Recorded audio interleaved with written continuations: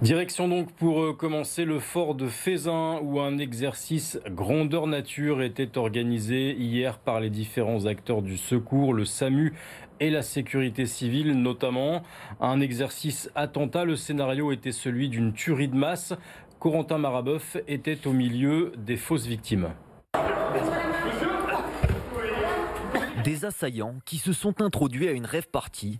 C'est pour l'instant la seule information dont les secours disposent. On va faire une priorisation des évacuations. Déterminer le degré d'urgence des patients, la première étape de cet exercice de tuerie de masse, plus vrai que nature. Aidez-moi, s'il vous plaît.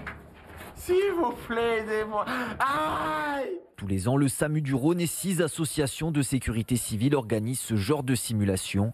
Objectif, apprendre à travailler de manière coordonnée dans l'urgence. Il faut être en place, on sait que c'est des situations qui sont difficiles à gérer, donc il faut absolument qu'on ait un lien, qu'on s'entraîne, et puis que si jamais malheureusement ça arrive, qu'on soit prêt, et qu'en amont, on se soit forcément exercé du coup pour essayer d'être prêt le jour J.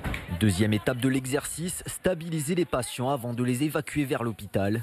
Pour cette simulation, 270 secouristes et 150 fausses victimes sont mobilisés et le scénario choisi s'inspire directement de celui du Bataclan. Les attentats du 13 novembre ont conduit à une réflexion nationale pour laquelle il y a une formation nationale au damage control préhospitalier et hospitalier, donc une préparation des SAMU mais aussi de l'intérieur des hôpitaux qui reçoivent les patients, qui a été déployée.